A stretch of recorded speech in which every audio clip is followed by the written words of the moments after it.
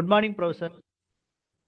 Good morning, Welcome to our FDP, Professor. This is Right. Dr. Amrithalinga, Professor. Right. Thank you, sir. Yes. Welcome, Professor. Sir, shall we start the meeting, sir? Oh, yes, please. I'm ready. So very good morning, one and all. On behalf of the Faculty Improvement Committee, I would like to welcome you all to the second day of the one-week faculty development program on teaching methodology and pedagogy and interdisciplinary approach. A graceful and warm morning to one and all present here. It's my immense pleasure and great privilege to welcome you all to our second day of the one-week faculty development program. And it's my privilege to welcome our today's speaker, Professor Dr. Sitharamam Kakarala. Professor is currently the Director of School of Policy and Governance at Azim Premji University. Professor did his Master in Political Philosophy from Madras University, LLM in Human Rights Law from University of Nottingham, UK, and PhD in Political Science from the Center for Social Studies, Surat. Professor teaches courses on law and ethics in public policy, comparative public policy law, systems of governance, technology and human rights, and research methods and legal writing. Prior to joining Azim Premji University, Professor taught at National Law University, Delhi, the Culture and Society, Bangalore, and the National Law School of Indian University, Bangalore. On behalf of TNNLU Faculty Improvement Committee, I welcome you, Professor, to the one-week faculty development program on teaching methodology and pedagogy and interdisciplinary approach. With these few words, I'm handing over the session to Professor Dr. Sitharamam Kakarala. Over to you, Professor. Thank you, Dr. Thomas. A very good morning to all colleagues at the TNNLU. I would like to, at the outset, thank the university and Vice Chancellor, Dr. Elizabeth, for giving me this opportunity of having this conversation with you. I'm asked to do a conversation on law and political science, partly, I suppose, because my original engagement with the law schools in India, particularly first 10 to 12 years in Bangalore, was teaching political science. And I primarily come from a political science and political philosophy background, and then acquired some law orientation and degrees. What I'm going to do, I don't know, the interdisciplinary thing already I saw Professor Elizabeth and others may have already started yesterday. But nevertheless, I would do some kind of, partly autobiographical, partly, a broader perspective sort of reflection on the whole question of why the law and political science question is very much intricately connected to the idea of interdisciplinarity in legal studies. So I think that's the sort of first part. I might, take about 30, 40 minutes and take a pause, and maybe we can have a discussion on it. And the second part I would do is on particularly law and political science and what are the more clearer opportunities, both in terms of creating some kind of, newer ways of thinking political science in law schools or legal studies broadly, and the possibility of conducting research in the law and political science intersectionality. Right. So those are the two parts that I would like to keep for myself in this sort of an engagement. So straight away, without any delay, let me just get on to my understanding of the context. So I would present the broad context in which we are discussing is in part, I would say one part of the reason why we are discussing interdisciplinarity is increasing recognition of the inadequacy of disciplinary paradigms and frameworks. And when I'm saying inadequacy, I think I'm very responsibly saying rather than a radical sort of statement. And increasingly, I think a number of domains that were seen as part of political science, like, for instance, you want to study a parliament, you want to study elections, you want to study institutions, you want to study policy, right? Those are all domains within political science as a field of knowledge. And they were all seen as integral to political science and were seen as something that would be understood through the lens of political science. That means when I say lens, there is an understanding that political science has a unique framework that includes a methodology of its own and certain kind of theories or concepts that are very essential and central to the making of political science, right? So those are the two aspects that make the argument that political science has these domains, and the expertise in these domains is drawn through the understanding of whatever one is imagined as the method and the theory of political science. I want to say that is under challenge, if not in crisis. And that's because if you want to understand, sorry, if you want to understand any of those domains, including elections, frankly speaking, we cannot any longer adequately explain each of those domains in whatever way we would conceive as the essential theories or concepts or methods of political science. So that's, I suppose, is a broad point that I'm making. But if any one of you have some doubts or in the sense of being not agreeable to the proposition, etc., we can come back for a conversation when I pause, right? So please keep your questions with you, and we should be able to have a somewhat more pointed discussion on this sort of an aspect of inadequacy of the disciplinary knowledge frameworks, let me say. The second reason for that inadequacy, in my view, and there are some methodologists who have already written, I would particularly refer to a book by John Law, After Method. This particular sort of an argument is that the reality as we see in the world is changing far more rapidly than what we probably had seen a generation or two before. I mean, I'm sure, those colleagues in TNNLU who probably are in their mid to late mid careers would agree with me that a couple of generations before, say like 1980s,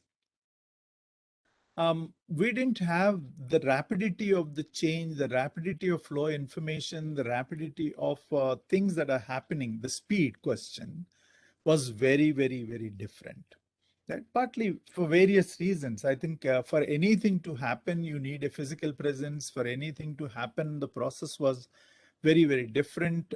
Today, the partly technology-driven change that really shaped over the last 20, 30 years transformed a variety of things. And one thing that has great implication for social sciences, and therefore certainly no exception to political science, is the problem of post-truth, in the sense that how the higher flow of information, the more rapid flow of views, behaviors, patterns of understanding, etc., hasn't really contributed to a more clearer, more certain understanding of truth.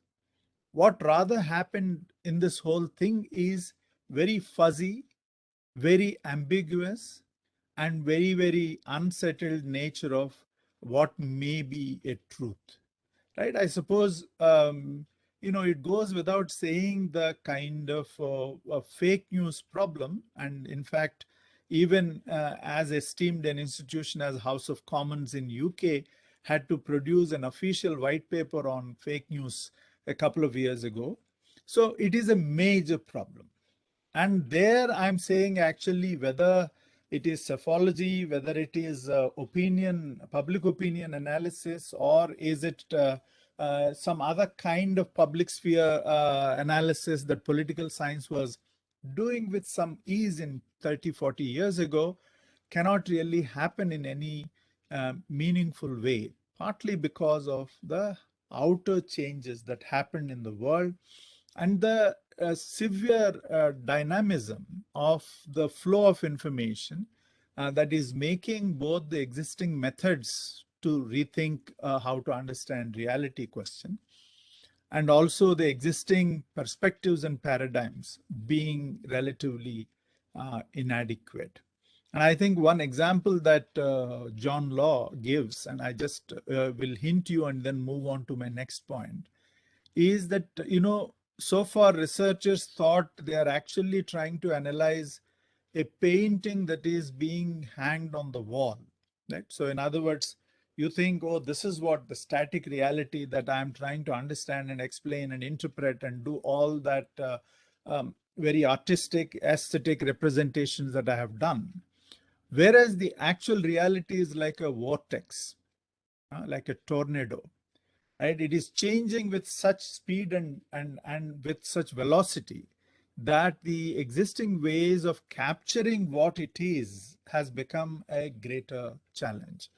And so therefore, all that what is accumulated as political science may have a great wisdom that we continue to engage with it and continue to draw our inspiration from, but it is nevertheless is increasingly finding itself dated in the light of the rapidity of the changes that we are seeing. So that's my first takeoff point in saying why interdisciplinarity is something that is very, very essential for not just law or social science, but for everyone, including sciences. That's, I suppose, is the fundamental point one should put on the table. So therefore, how should we approach the law and political science problem? I'm going to reflect on three approaches. And after those three approach, presentation, I will take a pause. And then I would certainly hope you will have some questions that we can take up before going into my second part, which is about, as I said, both pedagogic and research dimensions of law and political science intersectionality, which I will try to do. So how to approach the law and political science thing? So I would say a more grounded approach, a more empirical sort of an approach would be doing a sort of a semi-autobiographical reflection of sorts. So I would say my understanding of the problem is the problem is to be presented in three different perspectives. So I would say the first perspective is the perspective that emanated from the National Law School's early existence. So in other words, I would say Dr. Madhav Menon and the construction of the dominant approach. That's my first approach to law and social sciences in general, but law and political science in particular. What it consists of. So I would say, see, the fundamental point with the law and this whole idea of law as an autonomous discipline is the dominant and the strongest hegemonic sort of imagination. And that Dr. Madhav Menon actually, in a very subtle way, sustained it. In other words, there is in National Law School's early life, and it continues to be in law school in Bangalore. I think, with Sudhir now being in place, whether it changes, I don't know. But the subtle subscription to law as an autonomous system idea continues. That is a view that got replicated in all the law schools. There is no exception. So all these 24, 25 law schools that have come up after the NLS experiment in Bangalore all have the subtle subscription to law as an autonomous system idea. What is the problem with it? There is no problem. because that's the most dominant view. The judges believe it that way, the lawyers believe it that way, and therefore the belief matters than reality, right? That's, I suppose, is the way one should understand the autonomous system argument. What is the implication for social sciences? That's what I'm more interested in. The implication for social, empirical, or behavioral sciences is that they are seen as external or at best supplementary sources of knowledge. So in other words, the imagination of, pre-law prevails. In other words, there is this whole division of, social science. Oh, you're a social science teacher. This is a law teacher. The unsaid hierarchy, the unsaid imagination of superiority of knowledge paradigm and domain expertise, etc., continued. And I think that is something to be expected if you take that autonomous system subscription inevitably. So in other words, if you take that the law as an autonomous system seriously, the natural flow would be anything other than law would be supplementary and secondary. But there was a systemic constraint that they could not avoid, and therefore the social sciences were naturally embraced in the framework. That is, a BA component requires subjects other than law, more particularly humanities and social sciences. So the law school had roughly about 48 to 60 credits of social science and interdisciplinary studies component in the larger context of, all that 240 odd credits that the law school had as requirements to complete the degree. So I suppose that's one way of thinking, right? So in other words, the law and political science in the current existing system, I stand corrected. Maybe, I don't know, TNNLU follows differently or other law schools follow differently, but I'm assuming that the shadow of National Law School is very strong in this imagination that the non-law subjects are purely supplementary subjects, useful, but they give some kind of a broader background to some law subjects, etc. But that's where is it? That's it. So there is no other kind of, there is no other kind of possibility with the social science space in the law school. I think that's one approach. I would say the counter approach, which remained in margins, which some of us know, most of us probably know, is what I would reduce the overall complexity and diversity there to one small school. And, when you abstract it that way, there will always be some pitfalls. So I would be happy to be questioned on this assumption. So, but nevertheless, let me present it. I would reduce this counter view as critical legal studies movements. I'm using plural very deliberately because the critical legal studies movement in Harvard and US is very different from the critical legal studies movements elsewhere, like the British critical legal studies movement, etc. So there are ideological and philosophical differences of how to view this, but I'm reducing all that to imagining the law and social sciences connection. Right? That's where my interest at this point of time is. So the critical legal studies movement in a way saw the self-referential or autonomous nature of law as suspect, if not intellectually untenable. Right? So in other words, at the least, they felt, oh, this is not something, there is something fishy about this autonomous argument. But in a more substantive and more rigorous sort of radical reaction is that this is simply untenable. I mean, law cannot be autonomous kind of thing. I would give 2 or 3 anecdotal examples of it. There is one figure in the US legal history called Jerome Frank, and I probably don't know whether any one of you have come across his earlier work, work that was published in 1930. This is a book called Law and the Modern Mind. Jerome Frank is a very conservative and practical-minded legal scholar, and subsequently became an appeals court judge in the US, and is therefore, you can't really see that he is some kind of a abstract academic. He is a very, very concrete practitioner of law. And, as a judge, he, of course, had written many, many opinions and judgments, right? So that's the kind of a person. What I'm going to show you is a couple of paragraphs from this particular book of 1930. And, then you will know what actually is the nature of this critical thing I'm talking about. And this is not a critique that came up in critical legal studies in a historical sense, right? Which is a 1970s movement. But this is a precursor to American realism argument, right? So this Jerome Frank sort of position that ideology, and other kinds of things matter in thinking about judges and judging as a process or judicial process in more abstract terms that black letter law always refers to. So just let us see this. I'm going to show you this particular, couple of paragraphs, and we will reflect on it briefly.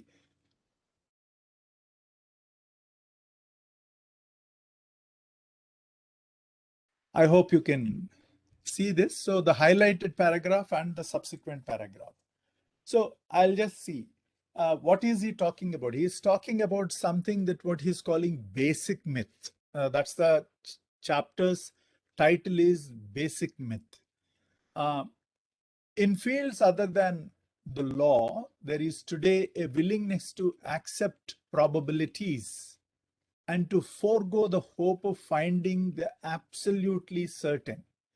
Even in physics and chemistry, where a higher degree of quantitative exactness is possible, modern leaders of thought are recognizing that finality and ultimate precision are not to be attained. The physicists indeed have just announced the principle of uncertainty or indeterminacy. He is probably referring to the theory of relativity. If there can be nothing like complete definiteness in the natural sciences, it is surely absurd to expect to realize even approximate certainty and predictability in law, dealing as it does with the vagaries of complicated human adjustments. See, the basic myth for Jerome Frank is this whole point of legal doctrine being predictable, certain, and sort of immutable kind of an understanding, right? So in other words, certainty, predictability are the fulcrum of this whole law as a self-referential system argument, and that he is actually fundamentally questioning, as you can see it. So in other words, who is benefiting by keeping this basic myth as something as preserved black box, and say it is the question that he is asking, and at the end is also actually saying this is this all not clever hypocrisy, right? That's, I suppose, is the point that he is posing to his own brethren, quote unquote, the lawyers and the judges in the 1930s United States. So I'm using this point only to say, and I can probably I can show other examples as well, but this is enough to give you as a kind of an anecdote. And I'm talking about a 90-year-old text, a text in which the certainty of law is being seen as, how should I stop this? Okay, all right. It's seen as, basic myth kind of a thing. So other critical scholars, for instance, referred, there is a British critical legal studies scholar whose name is Peter Fitzpatrick. He wrote a book called The Mythologies of Modern Law. So he used, once again, this predictability, certainty point as some kind of a myth or mythology. So from basic myth to mythology to Jacques Derrida's famous sort of proposition, the mystical foundations of authority, law as a mystical foundation of authority, are interesting sort of takes and which actually propose that the basic self-referential argument is untenable, broadly speaking. So that's one counter to the dominant view. So therefore, the critical legal studies movement of 70s and 80s broadly suggested the very essence of law is being political. So in other words, law is politics. That's a kind of an argument. So that triggered a variety of research as well, right? People looked at judicial ideologies. People looked at whether courts have politics, whether, those kinds of things. Obviously, what was being presented as technical and neutral has been critically viewed to show whether there is a politics of something in either the institutional sense of it or in the judges and their reasoning sense of it, the judicial behavior sense of it. So therefore, the point of law being politics or law as politics is gained momentum in the more radical, more critical sort of space. And therefore, I think the way the theorizing of law and legal institutions that critical legal studies movement has done has much to offer in this very fuzzy intersectionality between law and politics far more clearly. So in other words, if we were to question the hegemonic view of the self-referential and autonomous nature of law, then one approach, a very radical approach, is the critical legal studies movement and the rejection of the self-referential argument. So I will, quickly square that up and move to my third proposition.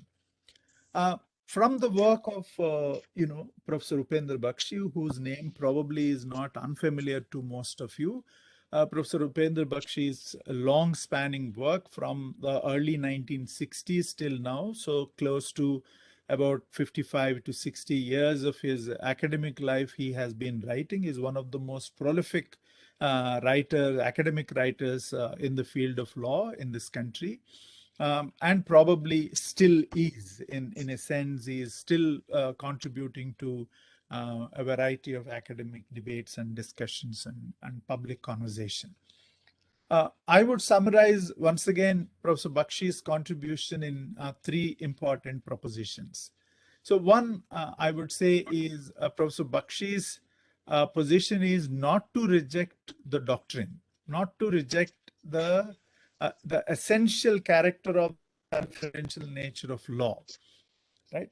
But the self-reference in itself is inadequate for him. You may think, oh, this is a little complicated sort of a thing. Let me present it in this way, right? So his argument is, without paying attention to the lived experiences of law, I need to come back to what is this lived experience. Without coming back to or paying attention to the lived experiences of law, theorizing law or doctrine is woefully inadequate. So in other words, he is not reducing or throwing away the doctrine or the black letter law. But he's saying, if you want to understand black letter law, that's not a universal understanding. The black letter law or the doctrine in the way it operates in a modern legal system like US or UK need not necessarily be the same in the experience of India, and need not necessarily be the same, not because we don't use the same expression, but we give the interpretation of the expression very differently, and that needs to be understood. His point is, there are a lot of universal terms that are floating around, but there is some interpretative sort of variations that we must pay attention to, and that variation comes through a variety of things that I suppose I'm going to indicate as we go into his broad framework. So the first and fundamental is lived experience is a very important thing. That's because I suppose I would say Professor Bakshi's, what I'm calling a reflexive middle position, is something called the law in context approach. So you can't understand doctrine only as an abstract legal principle. You must understand doctrine in a law in context approach. That's, I suppose, is the difference. In the case of critical legal studies, in the most radical sense of the term, there is no law in context sort of a point, right? Their theorization took some other direction.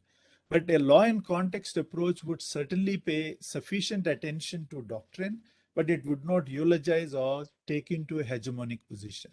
But it says you can only understand adequately the legal doctrine or law in general only and only if we pay sufficient attention to the lived experiences of law. I would refer to his very, I don't know how much of is it taught in TNNLU sociology courses, but towards the sociology of law in India, a mid-1980s book is an exceptionally useful and exceptionally important work to understand this hybrid formations of law and the reason for differential nature of interpretation and the meaning of doctrines or expressions of law in the Indian context. Why is it things that happen that way? I think he would provide at least a framework. I'm not saying the framework. He provides a framework to understand that. So therefore, the second, that is the understanding of law or doctrine and its analysis must engage in a context-sensitive way, right? Law in context point that I was saying. Paying attention to hybrid history of norm formation process. So paying attention to hybrid history of norm formation process. In other words, towards the sociology that you would see in the colonial context, how the English modern law that is being introduced in India intersected with already existing sort of formations of law that India already has, which is in part, it is about the uncodified Hindu laws of various kind. There is Sharia on the other side, and therefore they needed to understand and engage with it. In this context of dispute resolution that went in the Indian colonial society in the 19th century, including the codification of these uncodified laws, resulted in this hybrid formation. For instance, Bakshi uses a term called the Anglo-Shastric law. In the context of the making of new Hindu law, a precursor is the Anglo-Shastric law, right? So in those hybrid formations, we must understand how the kind of legal concepts, modern legal concepts, fused with already entrenched in cultural expressions and acquired a new modern meaning. They did not remain a tradition. As you're codifying, they acquired a modern meaning, and that needs to be understood. And I think that's what is the law in context and lived experience of law arguments to a large extent for me. And finally, therefore, the essence of law and its meaning can only be unfolded with the deep engagement with human sciences. So you could see it very well. The boundaries between the black letter law and the human sciences has been erased by critical legal studies. The boundaries between the black letter law and social sciences has been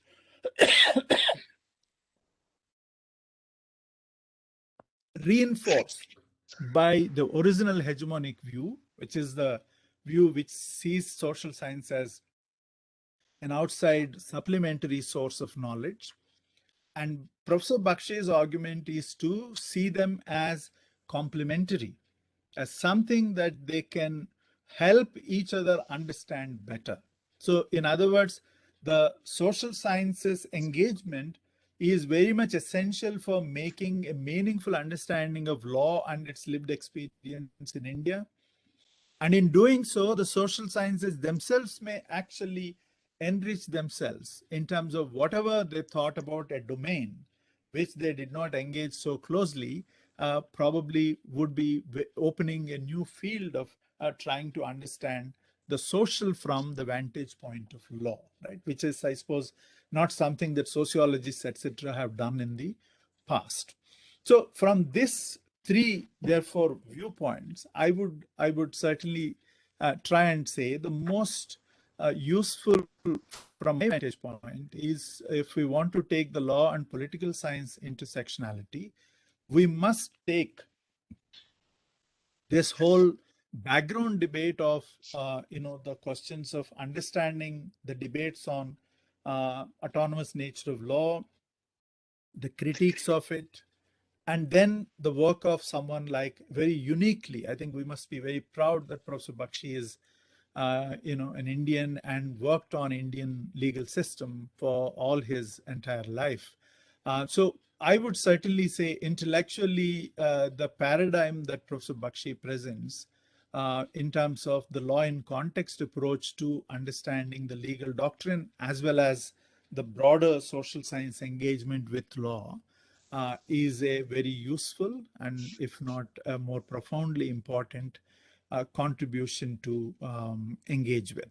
So I would therefore say the point of looking at political science, as once again an autonomous discipline, would be a self-defeating sort of a problem for social scientists. That I'm saying purely as an autobiographical point. Don't mistake me.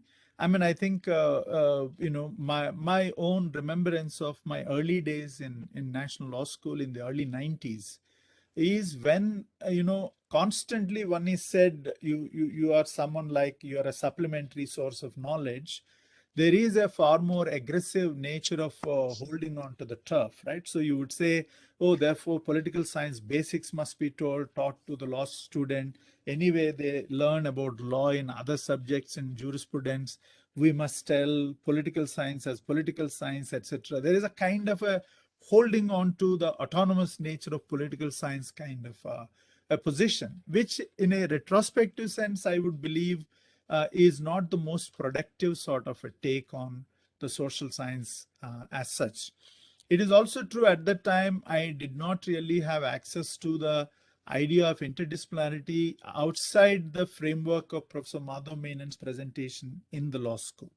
Subsequently, I did read an important, very short booklet, an important booklet of Emanuel Wallerstein and other. There is a committee of educational reform, which is called the Gulbenkian Committee Report. The Gulbenkian Committee Report is looking at opening the social sciences. That's the title of the report.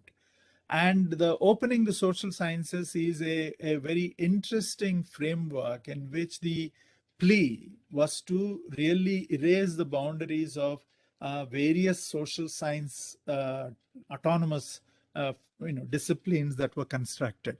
Political science, sociology, economics, to say the few. So the idea, therefore, is that we must embrace an interdisciplinary frame. And this is something that I should close this conversation with. An interdisciplinary framework. And interdisciplinary doesn't mean that you introduce different social science disciplines with science or law, but rather interdisciplinary framework means you have a particular social problem or a science problem. And in order to explain it, in order to meaningfully analyze and provide an understanding or a perspective on it, what we need is a wide variety of methodologies, not just the methods of physics or chemistry or history or political science or economics, but rather depending upon the problem that we are analyzing or engaging with, we should try and create a framework of what kind of evidences that we require meaningfully to explain that event or behavior or that particular phenomenon, and thereby draw the kind of methods that we want, right? So therefore, this whole point of interdisciplinarity is not about is this transdisciplinary, is it multidisciplinary, is it interdisciplinary? These are all at some level nomenclature games. But more important is to recognize the question is essentially a knowledge question. And the knowledge question means when we are trying to either engage with a phenomenon or trying to understand it or explain in some fashion, we must know what is the kind of evidence we require. And to obtain those evidences, what kind of appropriate methods. Sometimes a political scientist may have to know some basic principles of physics. Sometimes a political science student may require to know about the statistical measures and the way they operate. Sometimes a political science student may have to know what is a doctrine, how doctrine is, what is the way the doctrine gets represented in black letter law. These are all additional methodology techniques that we as social scientists have to acquire. And without acquiring those knowledges, we will not be able to meaningfully analyze that phenomenon at hand. I think that's the kind of an interdisciplinarity that the Gulbenkian Committee opened the social sciences in a way introduced to me in the late 1990s. So I would therefore say one of the fundamental things that we as social science teachers or we as law teachers in law institutions have to do is to have our horizons of knowledge more widened than this narrow disciplinary frameworks in which we tend to put ourselves in. And I think that's very important. That's very, very critically important. If we want to take legal education to a new sort of a plane, as compared to, some model that was sustained for 30 odd years, right? So in other words, Professor Menon's success, and I think very proudly he said in the beginning, and I think it makes a lot of sense to remember it, that nothing succeeds like success. Of course, he was quoting someone else. So in the National Law School success, so of course nothing succeeds like it. So therefore we have seen that nearly 25 replicas of that particular model. And in that model, the unsaid hegemony of the original paradigm continues. So if we want to really rethink that unsaid paradigm, the hegemonic paradigm, if we want to really take the law teaching and the law learning space in India to a very different level, I would certainly humbly submit that we need to think this knowledge question very differently than this pre-law law sort of frameworks. So I think fundamentally that's my humble submission to the colleagues in TNNLU, that there is need for a real rethinking. And what I presented is a small capsule with 3 broad brush presentations of how the approach to the autonomy of law thing can be seen. And I hope I made an effort to show I'm not taking any necessary position, though I have a small personal tilt towards the law in context approach, as I understood from the writings of Professor Upendra Bakshi. Right? So that's, I suppose, is my submission. I do hope that you have some questions or clarifications up to this point before I take on to some examples of work, both in research and some possible sort of courses that one could think in talking about law and political science intersectionality in the law schools.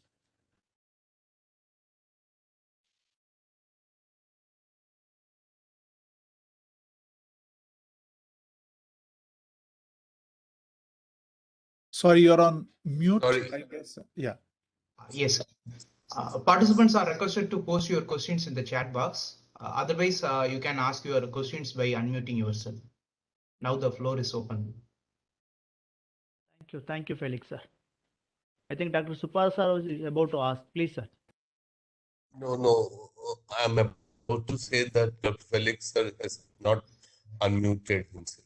That's what I want. All right. Good morning, Professor. Good morning, Professor. Good morning. Yes, please.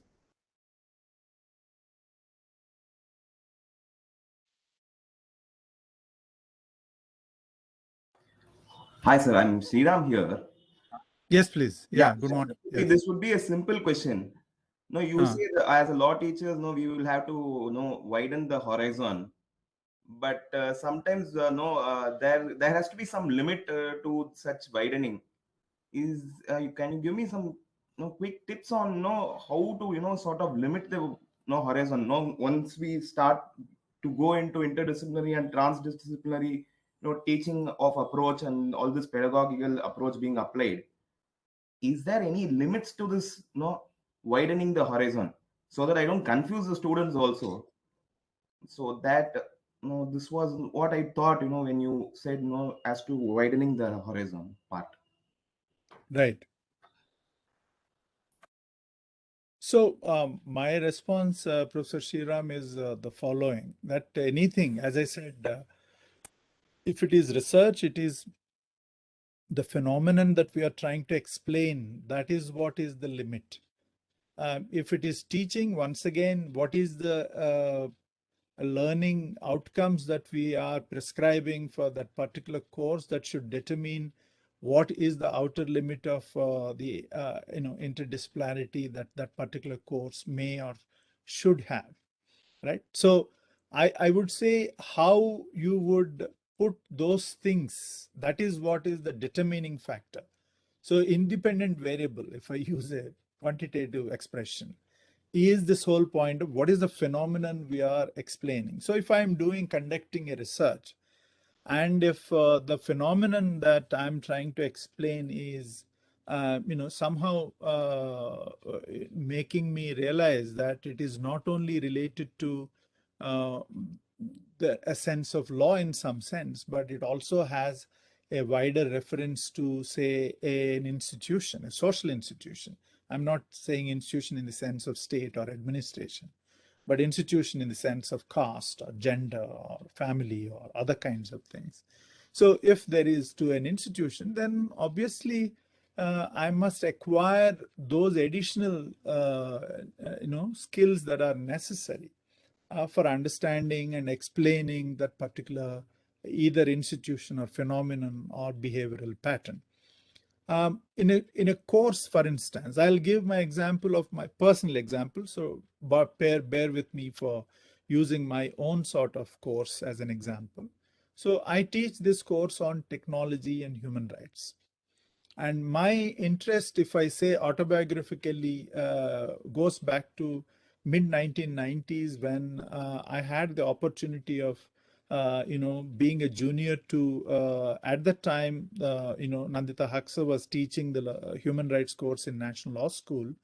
And my PhD was on human rights. So therefore, I was tagged into that particular course. And with the conversation with, Dr. Haksa, what I understood is this whole point of technology and human rights is an emerging and interesting area. So then I started looking at materials and I came across this very fascinating work of Christopher Veeramantri, who then subsequently became the judge in the ICJ.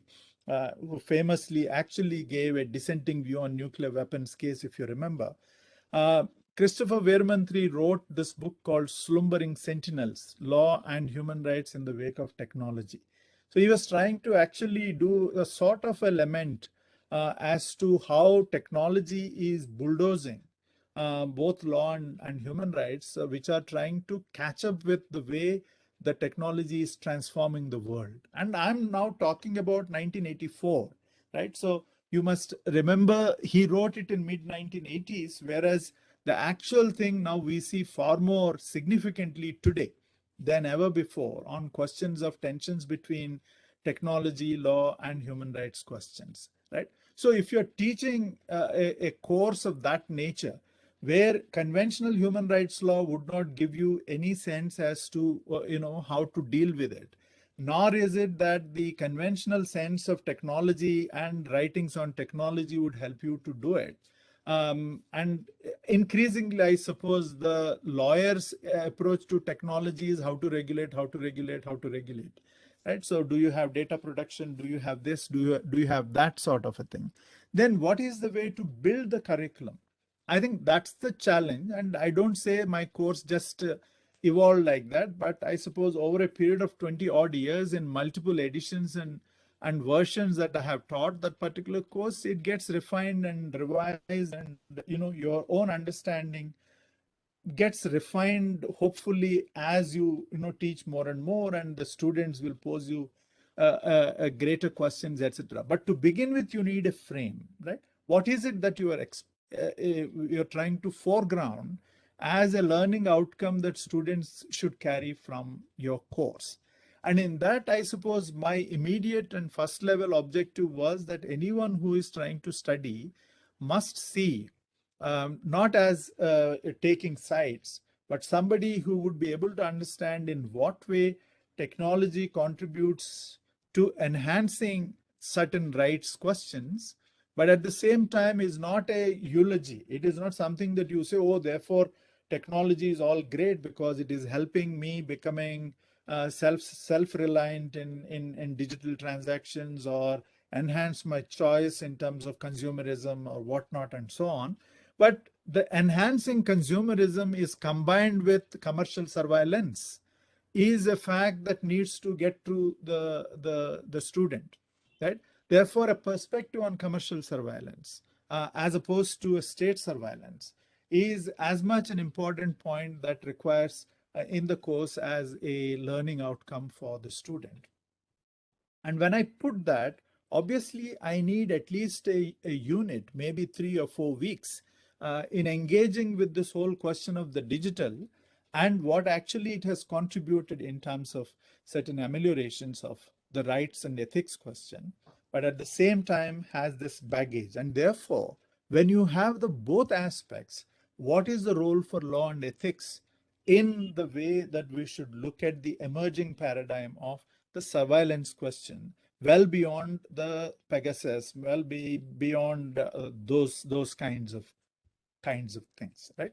So I would say, therefore, when I'm attempting at that, I must know basics of artificial intelligence, which is not a requirement either in law or in social science for me.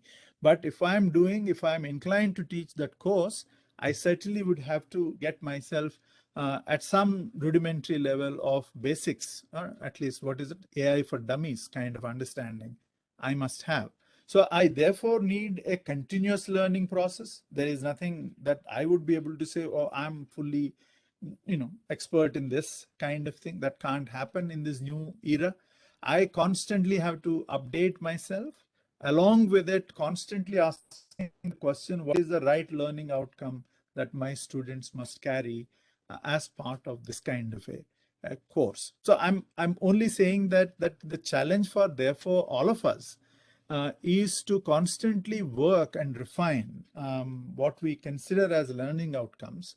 And that would determine the extent of interdisciplinarity that we need in the courses that we want to teach. For instance, for whatever reason you choose to teach a complete black letter law course, for instance, so do it. That's perfectly fine. I'm not suggesting you cannot have courses. That's the reason why I'm more gravitated towards Professor Bakshi's paradigm. That is, you need, if you want to understand modern society, law is a very critical and essential resource in terms of keeping the community together, like the Constitution, right? So the Constitution is not just only a constitution, but it is not a political reading, but it is also a doctrinal reading. So therefore, you need both the kinds of things. You need some level. Sorry. Dr. Shamila, please, could you keep yourself on mute, please?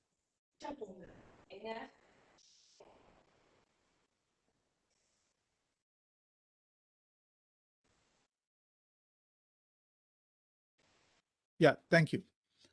So I'm therefore suggesting that we need the law as it is understood in the legal institutions, it is understood by the legal fraternity, and the essence of it being navigating the principles and the essence of law being doctrine has to be there. The only thing, of course, one is saying is that is not all the law is about. But even to understand the doctrine, we need the help of lived experience of law. And the lived experience of law is not possible to be done by a self-referential argument. I hope, Professor Sriram, I'm clear in my response to your question. Yes, sir. Yes, sir. Thank you. Thank you, sir. So good morning, sir. This is Dr. Ambika.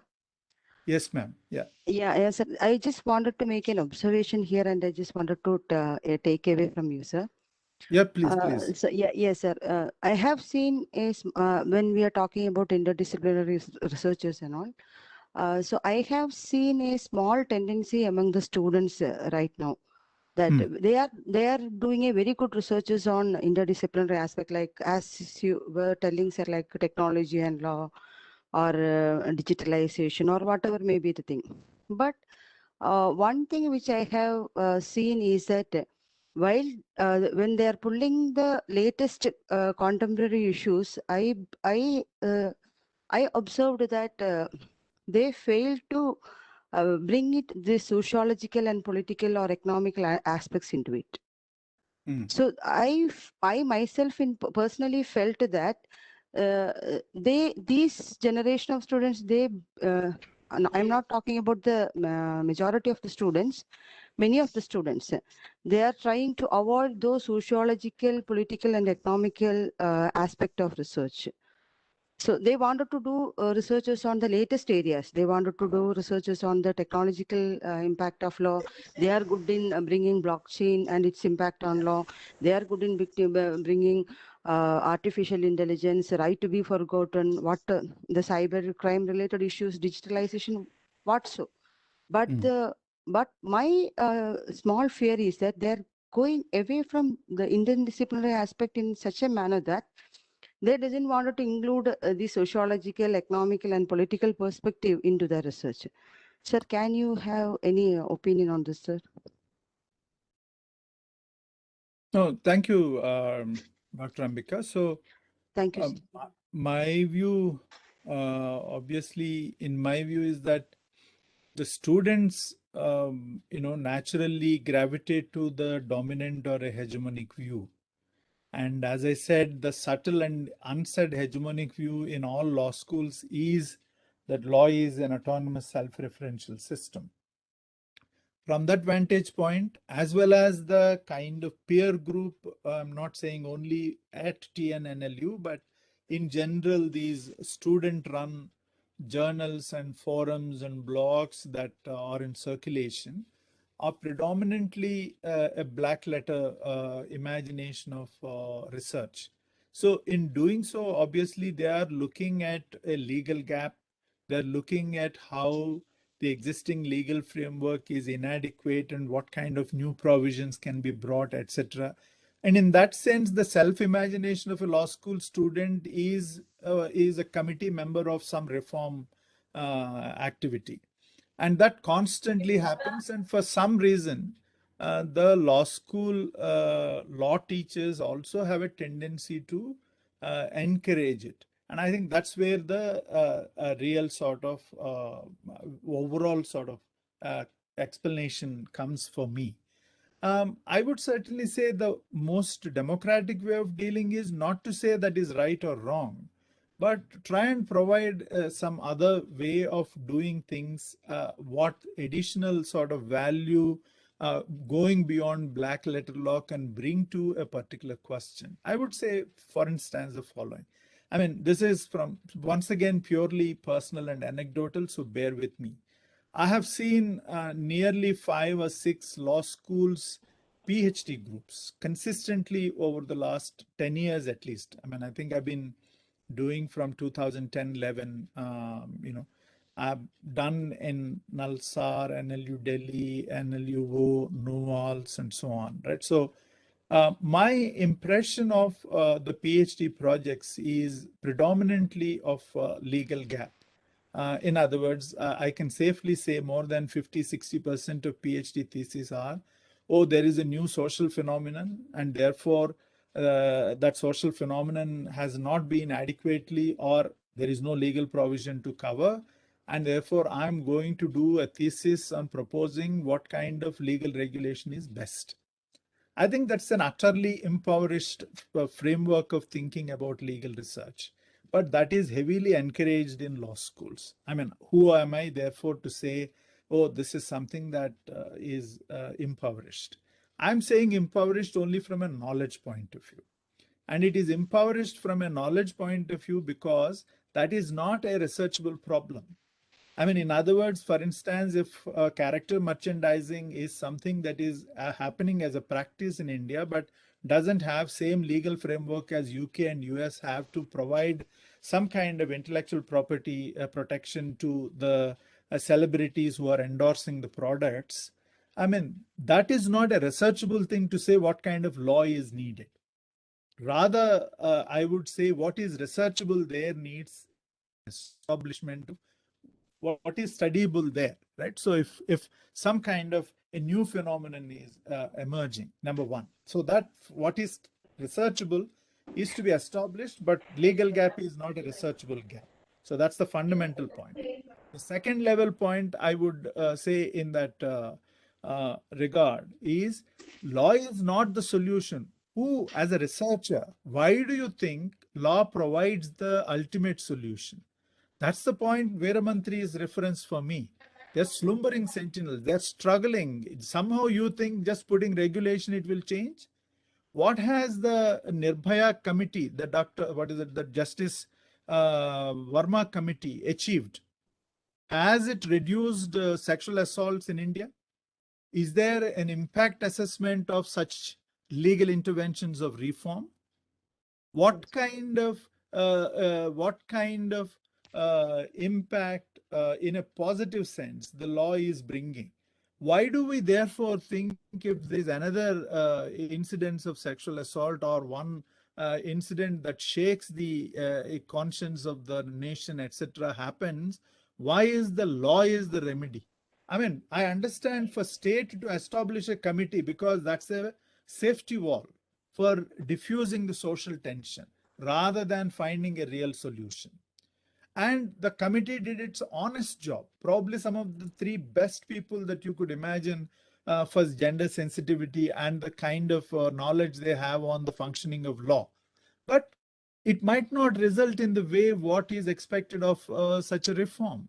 Therefore, a legal researcher cannot ever think producing a new law is a solution.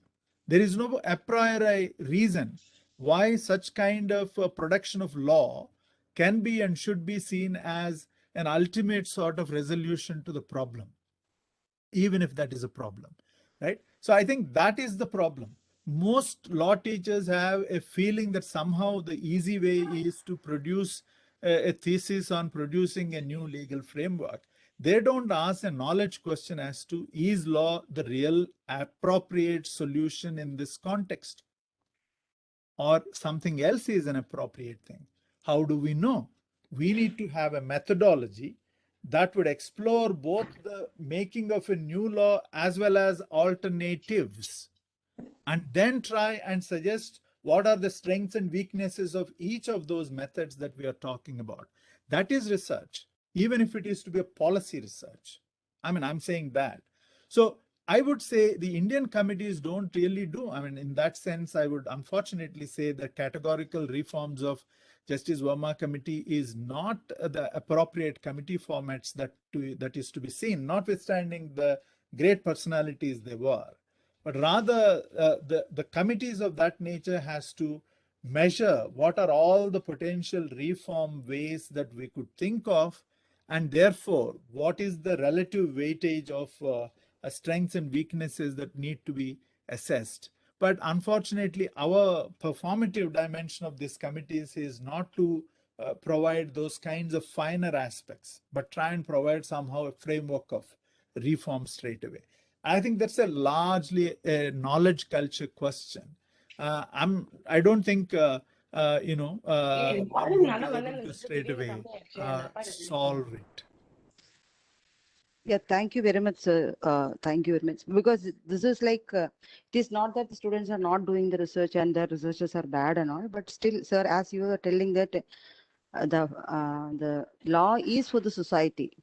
So in most of the cases, the problem is people forgot what the society expects or what we have to give to the society. So that was the real challenge in researchers nowadays. Thank you very much for your thoughts, sir. Thank you very much. Thank you. Yeah. Thank you, Doctor. Sir, this Dr. Hemlata Bhatt. Yes, sir, please. am I audible? Yes, please. Yeah. Sir, this is Dr. Yeah, this is Dr. Hemlata Bhatt. I teach sociology at Tamil Nadu National Law University. Yes. Thank you for this very good discussion that we started off. And I have two very fundamental, I won't say it as questions, but I thought as a senior teacher, I could get some responses from you and also a direction in which I think many of my colleagues could proceed in future too. One is interdisciplinary approach. When we are saying about interdisciplinary approach, at least the requirement is at least we have good grounding in one discipline at least. What has happened today is that in the name of interdisciplinary approach, people do kind of take bits and pieces from the two different disciplines and try to, kind of integrate it and present in most of the kind of posts that we get to read or a lot of papers. And I'll give you just an example from my own experience. When we take marriage as a sociological institution, anthropological institution, I don't see many of the students, including students of law, taking any effort to know the characteristics of marriage and as an institution, how it has survived. Rather, the big jump and leap is only to critique the institution of marriage. My request to all those people has always been, please understand what marriage is before you get into the critique. So these are some of the things that people get into in the name of kind of interdisciplinary research, meaning they think that by just critiquing, it becomes interdisciplinary, which it is not. So that is the first thing I thought I should kind of, get your response and also your kind of direction, because it has increasingly become a menace in social sciences. And I won't shy away from using this word menace, because I do get to read such stuff, and I stopped reading many of the Indian academicians' contribution only because of this, because I see in the name of interdisciplinary that I don't get a complete understanding what institutions are basically. My second question is, even for the example that pandemic that we take, maybe a lot of people write about inequality that pandemic has created. Again, it's about the interdisciplinary approach. If you see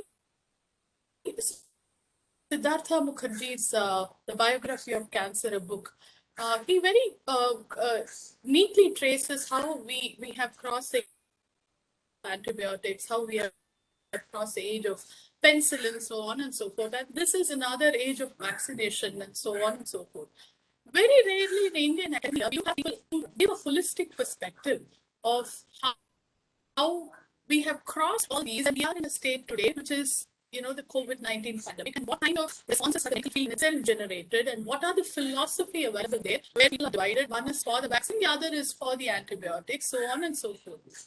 Without going into this, we see that there is a direct, as you had rightly pointed out, clamor for reform, clamor for regulation, clamor for a lot of things, not understanding that every stage comes with itself, a lot of understanding and challenges. So as a senior teacher who has been using this interdisciplinary approach, and you had rightly pointed out a lot of examples from political science and also integrating that with law, can you tell us how do we proceed in this direction? Thank you very much, sir, for your patient listening.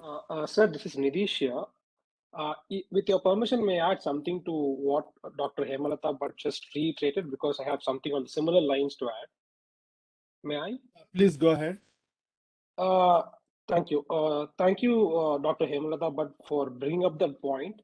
The one phrase that I was interested in your presentation, Professor, is the nomenclature games that is being played around with this term interdisciplinary.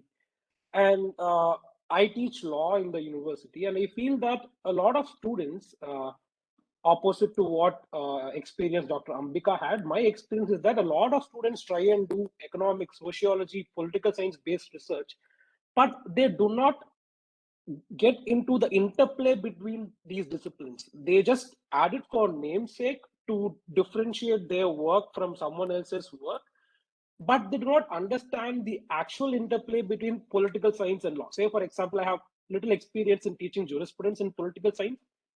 There is a cause to an event, and law acts as a tool, and then there's a social consequence, which again law have to interact and not just law, there is religion here, there is customs here, and everything has a lot of interplay, and the law has to accommodate everything in one way or other. So that understanding of how interdisciplinarity work, I hope it is absent in today's researchers as far as my experience goes. It's very pseudo in nature. That's my observation. And sir, you represent an institution that has an LLM in interdisciplinary law and interdisciplinary approaches. So what is your experience? Do you think that this plastic approach to law and its interdisciplinary subjects, is it reaching a point where it is not going to benefit us at all? So what's your experience on that? That's my question. Okay, thank you. I think all the three questions are somewhat out of bounds in terms of an appropriate response from my side. What I can do is also to think along with you and, probably bring some personal sort of take and reflection rather than an answer. So that please take it in that spirit. Do we need a disciplinary foundation in order to make a meaningful understanding of interdisciplinarity, or are we becoming, a kind of all-encompassing quote-unquote expert without being any proper knowledge of the thing? I think that is a very valid concern. I don't deny, and interdisciplinarity is an attractive thing. But as I said, if it is a superficial understanding in which that one is thinking I'm bringing both political science and law or political science and sociology, therefore I'm interdisciplinary, I think that's a clearly an inadequate way, if not a wrong way of understanding interdisciplinarity. As I said, my understanding of interdisciplinarity is first of all to identify what is one is trying to understand or explain, and I'm using my term what is researchable if it is a research thing, or what is the point on which one is generating an argument if it is simply a conversation. And in that sense, the argument has to identify what is the issue at hand in a meaningful way. That should determine whether I need a sociological understanding, whether I need a legal or a jurisprudential understanding, whether I need some in-depth sense of an institution, whether I need something else. I would say I want to submit that, probably the students have always an easy sort of shortcut way, unless until the teacher makes them realize the easy shortcut way is both inadequate and wrong, and insist on making a more substantial engagement with the problem. I mean, it has no other shortcut in my view. For instance, if it were to be my course, my only way is to engage with them and make them see that the easy marriage that they are doing between two subjects is not going to be helpful. I mean, one example I will give, which I repeatedly did with all the PhD students, is they want comparative understanding because all these are global problems now: intellectual property, technology law, or some other kind of private international law, WTO, whatever you say. Oh, I want a comparative understanding. But my first question is, why do you think comparison as a method is essential for collecting the kind of data that you want to do? Do you have any idea? That is the methodology reflection. Comparison is a method, and there is need for justification of a method. Whereas most PhD students in law schools particularly have a tendency to say what is their method first and then say what is their title. They don't have any idea of what is researchable in that title. That's the problem. Without knowing what is researchable, they are very clear as to whether they are doing a survey instrument, questionnaire, how many questions are there, whom are the target groups, etc., or the comparison data. I'm saying that's a very wrong training. And I suppose if their supervisors are not paying attention to it, as an external, interventionist coming for one lecture or one, coursework debate, I can only say so much, saying clearly that is not the way you can go. But it is in the training. That's the point I'm saying. The cultures of the institutions have internalized, and that needs to be also addressed. The so-called faculty development that one is speaking about is not about this particular kind of lectures would give you insights. Rather, this conversation should help us understand each other. Right? That's the point of these faculty development conversations. So my submission, therefore, on the first question is, do we need a disciplinary grounding? Very honestly, no, we don't require to. But do we need certainly what is to be understood in a rigorous way? What is interdisciplinarity? Absolutely. I mean, interdisciplinarity is not bringing disciplines together, period. Interdisciplinarity is about having clarity of what you want to understand or explain. And therefore, what is the kind of evidence do we require to generate an argument? And therefore, what is the method that we require to collect the data, right? That sort of even a rudimentary rule of thumb understanding of interdisciplinarity is very essential. And that I would certainly say is not likely, I must have a political science or a sociology kind of thing. I do intuitively see that all of us come from a strong one discipline to begin with and acquired other disciplines as we go. That I understand. But should we necessarily have it? I have seen a number of, and this I'm jumping with to the third sort of experiential point. I've seen a number of engineers in public policy course. It is not possible in LLM, but certainly in public policy course, in development course, who is taking, a very large number of people who are taking part in it? Engineers, post-engineering. I don't know why they're coming, but I have not done a study on knowing why they want to study public policy or MA development, but they are coming. And the question then is, do they have an engineering method at a bachelor's level? I suppose they will be taught quite like any other bachelor's program. But what therefore is their method, disciplinary method? They would not have. So the question is to make them realize that the social science research, what is the way the social science research and knowledge production is to be understood, is not going to be an easy thing, but it is a challenge. But I would say it all depends upon the instructor. It all depends upon how much patience and how much willingness do we have to engage with that so-called quote unquote recalcitrant student who is jumping on some easy conclusions and some reflection of that kind.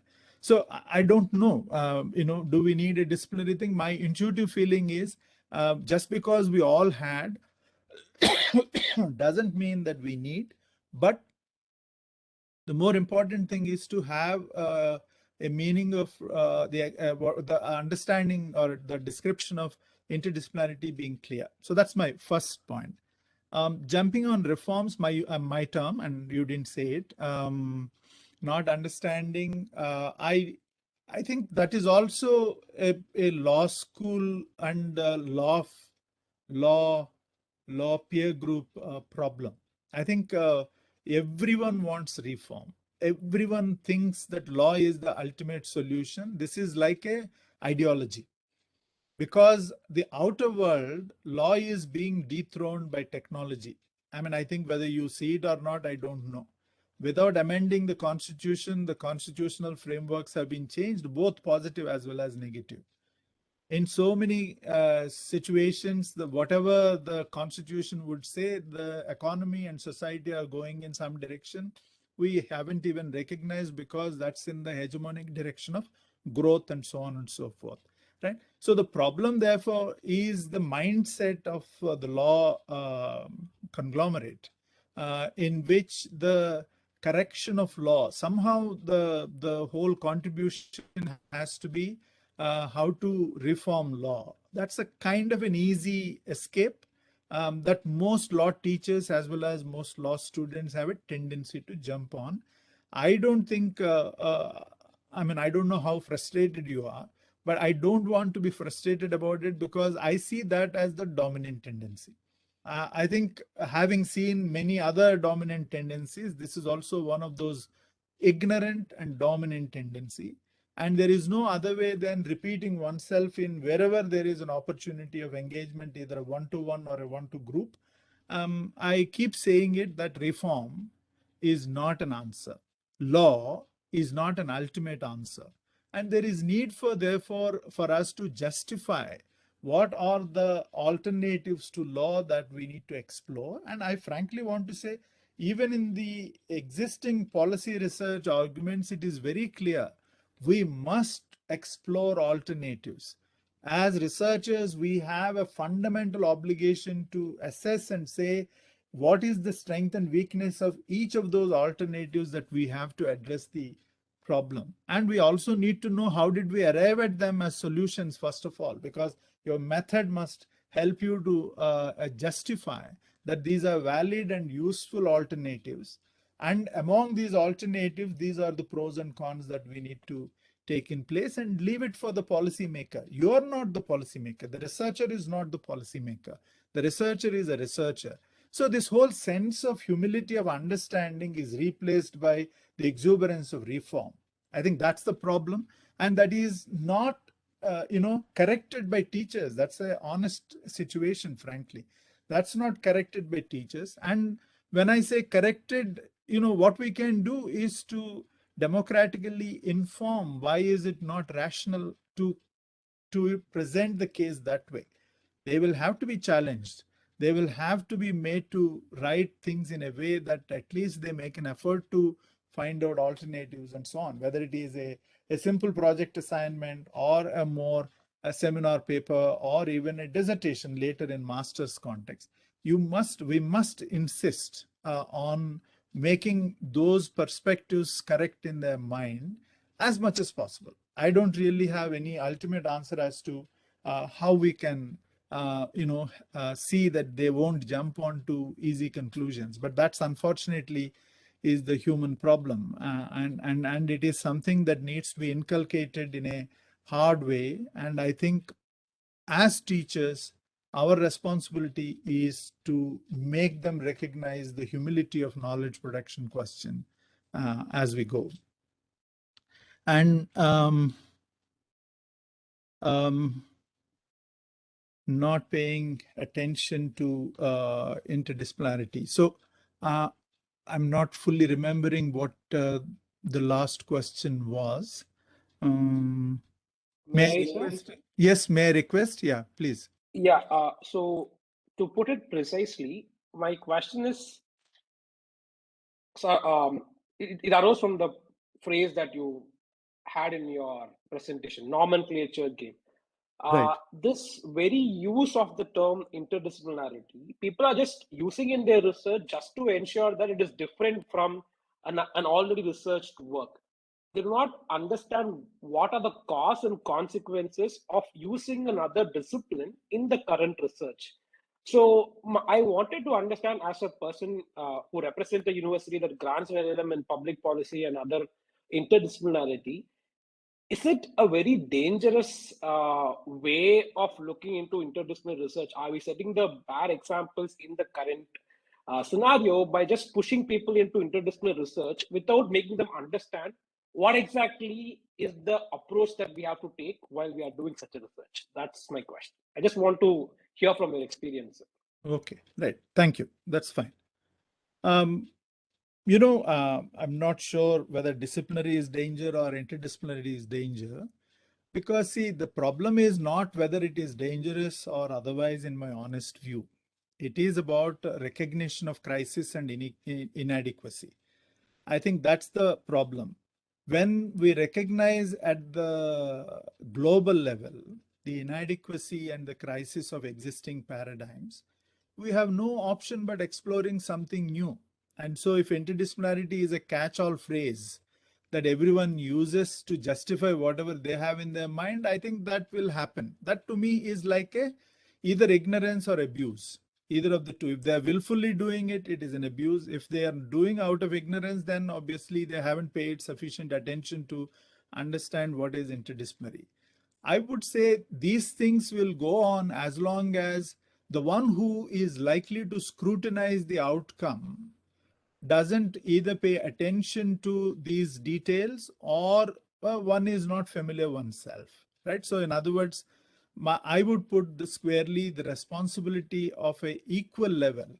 I think while the student has an obligation to learn and try and find out what is the the real sort of essence of what one is claiming as interdisciplinarity in a meaningful way, the equal responsibility rests on us as educators as well. I think that mutual responsibility has to be recognized in my view. And so it is not possible, of course, even in an interdisciplinary university like Ajim Premji University or Ambedkar University, Delhi, that you would be able to make everyone recognize the essence of interdisciplinarity. But the idea is that at least a good number of them would carry what the right meaning of interdisciplinarity is, and therefore they understand in some way, at least in their subsequent work, the usefulness of interdisciplinary methods, interdisciplinary concepts as they go.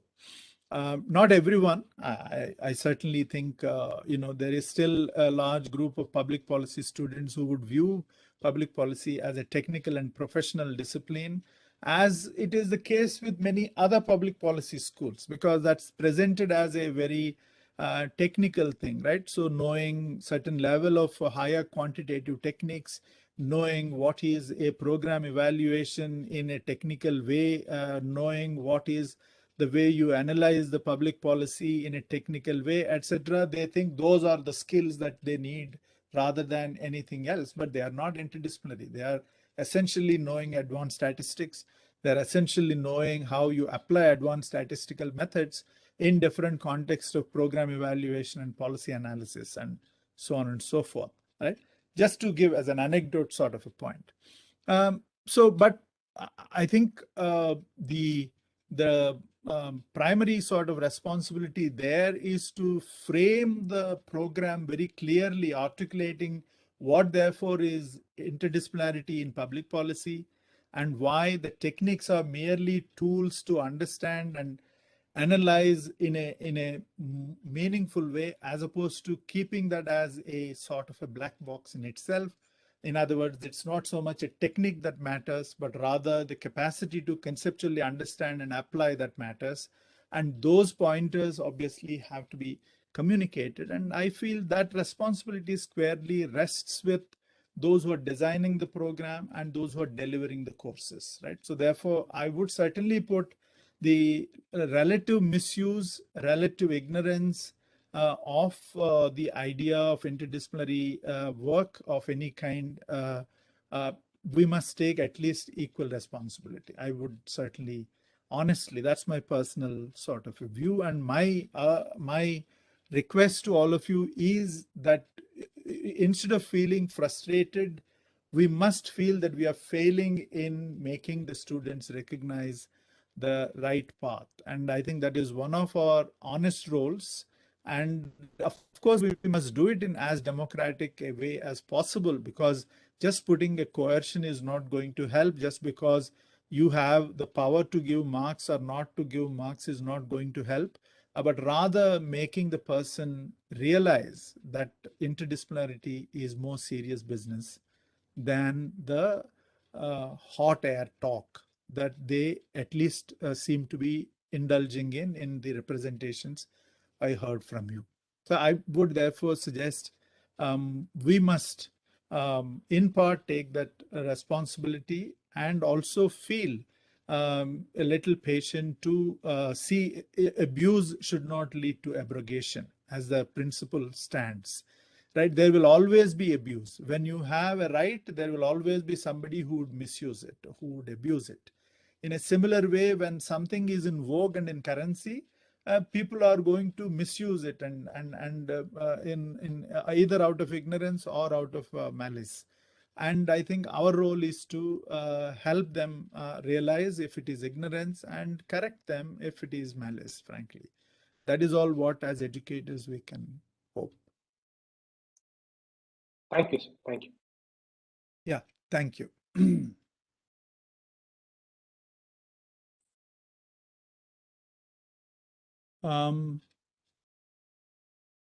Professor, is this a question or a comment, Professor Gino? So myself, Jinaim Kiran. I'm also faculty at TNNLU. I mean, when I heard about the, your comment about the legal gap, that is something like almost all the researchers were trying to find solution for. When we consider, you also said like most of our PhD proposals or PhD scholars, they were trying to give a solution for those gaps. So other than that, I got, as a certain extent, I got the explanations which you were giving. I would like to get more clarity on that point. Like, what other aspects which we can consider other than the legal gap or the questions which we may frame? Like, we have always tried to look into whether there is no law in that area. Oh, this is what we need to give, or this is something we can give us like a solution. This is what always come to our mind, and almost all wherever we are going to present, that this is what the question which comes to us, whether you will be able to provide a solution like a new law or a new amendment. What you are going to give us like a solution. So this trend will be there, I guess. I guess that is what you were also saying. Like, other than that, what other angle we can not other than that, Professor Gino, my feeling is that is a wrong way of doing research, and that is not research. That is opinion making. The Yes. point is, identifying a legal gap is not identifying a knowledge gap. The question is, what is the purpose of PhD? We need to go back to the original purpose. What is the purpose of PhD? What is Doctor of Philosophy? That's the PhD is about. What is Doctor of Philosophy? Doctor of Philosophy is contribution to knowledge. And contribution to knowledge could be a small grain of sand in a sort of in a hill of sand that you might see.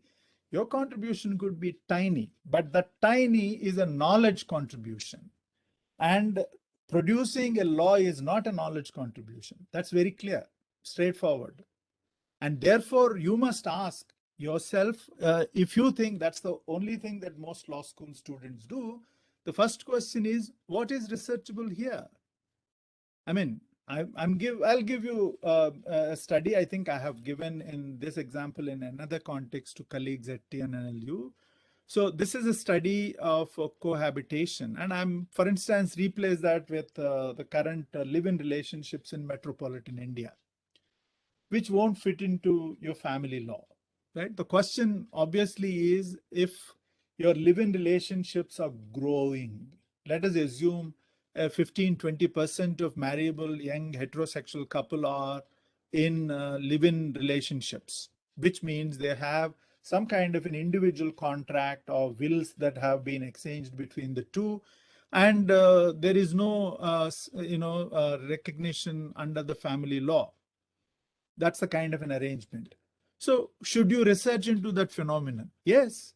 But should you say, oh, these 20% people are staying as contractual arrangements? No, they must be brought into family law. How the family law can be amended to bring them in? That's what your legal gap research is imagination is. That's not what is researchable in the context of live-in relationships. The live-in relationships question can be understood as, what is it that live-in relationship is indicating to a larger sociological institution of future of family? That's a very different kind of a question that needs to be understood. Then you're saying, right, family is a foundational institution is what most sociologists believe, that families seem to have been changing over a period of time.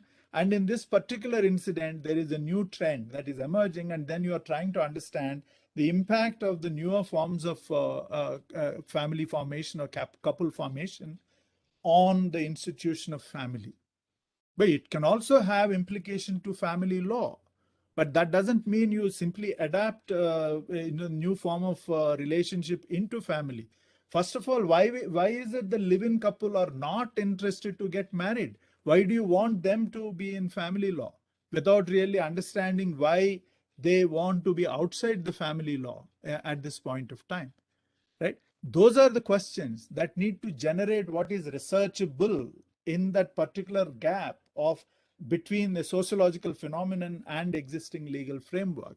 And then try and you say, okay, if you want to resolve this point between those who seem to be living in private contracts and the family law framework, which is completely not recognizing them, what is the best possible way that you can handle? And you need to give alternatives. What is the kind of alternatives that are available? Should the law remain as it is, etc. Right? That's another kind. And obviously at a third level would be, if you say, okay, family law should remain as it is and not worry about what the new phenomenon is, then you are actually hinting a much significant problem for jurisprudence. You're saying, what is the essence of law, right? So in other words, should law be a normative science that should guide the society about a behavior? Or should the law be a mirror to the sociological theory of law? Should the law be a mirror whereby it must adjust itself to the changing sociological reality? That's a jurisprudential question, not a question of legal gap, right? I'm saying those are things that obviously one has to explore between the legal gap and what seemed to be the social phenomenon and ask what is researchable. There need not be one. There may be dozens of researchable problems that you could create there.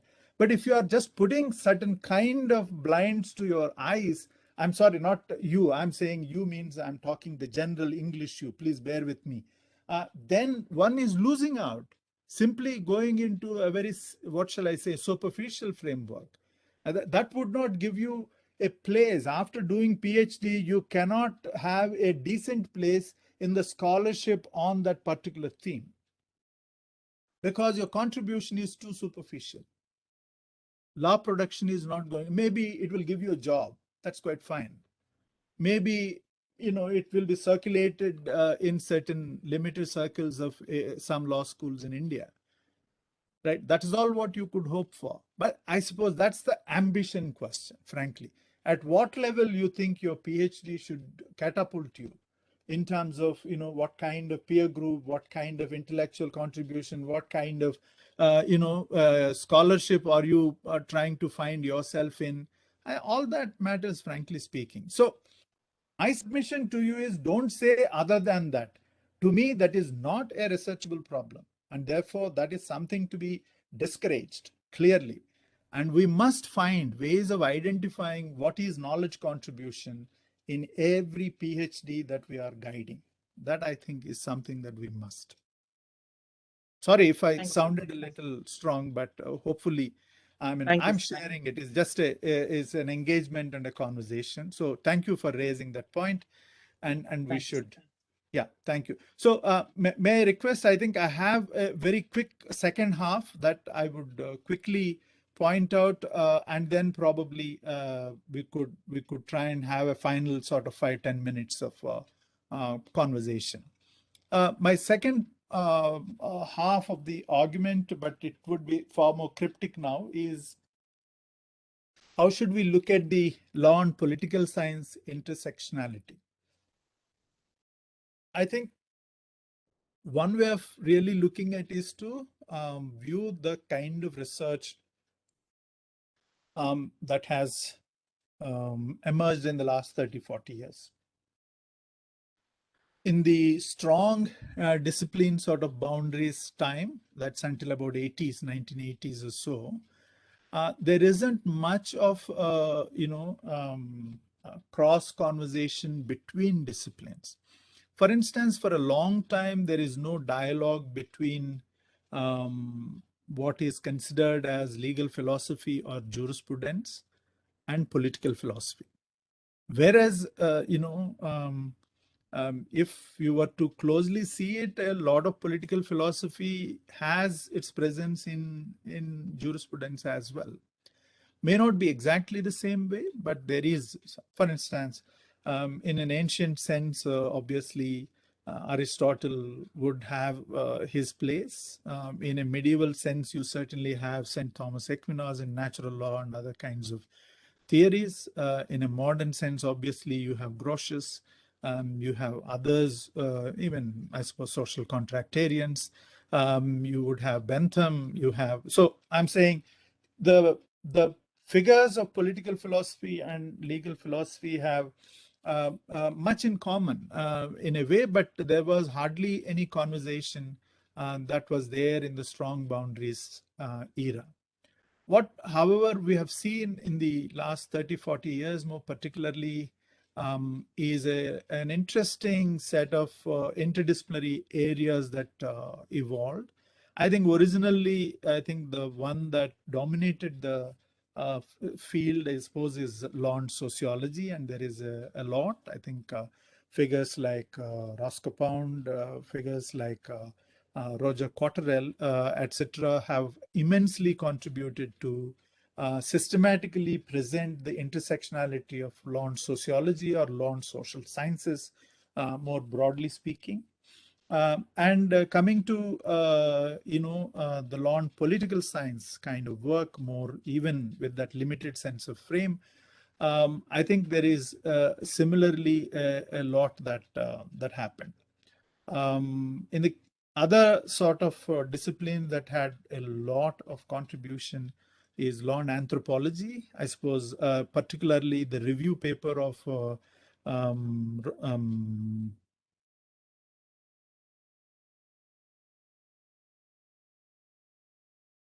I'll get the author, Nader, what's her name? So I'm trying to, and also her book would be very, very helpful to summarize. And Sally Engel Merry had a long piece on 50 years of legal anthropology at the turn of the millennium. So you could take a look at, what really the kind of work that happened in the law and anthropology sort of work, which is looking at cultures and their internal understanding of cultures of regulation, cultures of disciplining, cultures of conformity, and those kinds of, and justice and resolution and that sort of stuff. Community-centered understanding of justice. Legal anthropology has immense contribution. And law and literature, I've seen that you're going to have some discussion, but James Boyd White and the Legal Imagination in the early 70s is a seminal text that actually contributed to understand what is that professional law cannot adequately understand the wider imagination of law, right? That sense of the interplay between the law and aesthetics thing that Boyd White refers to is a very, very interesting sort of engagement with law and literature. And I do hope that you will have some discussion a couple of days later on it. So I would, for instance, do the law and political science thing very quickly with some important sort of works. So one is, as I referred already, Professor Bakshi's towards the sociology of law in India, but it might be seen as a sociology, but rather you should see it as a law and social science text, because Professor Bakshi engaged in that text with sociology, politics, history, even anthropology, right? So I would say this is a very multifaceted interdisciplinary text. Very rarely you would see such scholarship amongst the law scholars in India, and therefore that is to me a seminal text that needs to be revived and taught in all sociology courses in law schools, frankly speaking.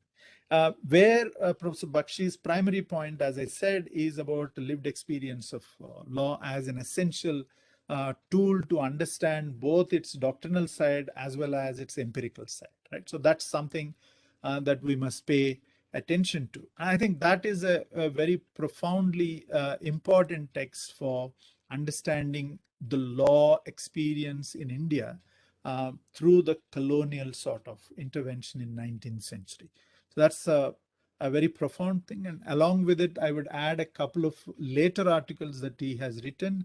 And one of them is actually a piece that he has written in a volume called Comparative Law Traditions and Transitions, in which he has written on the colonialist heritage, which is an interesting supplement to his sociology of law in India work. Between the two, we will get a very interesting perspective on the operation, the experience of law in the Indian context.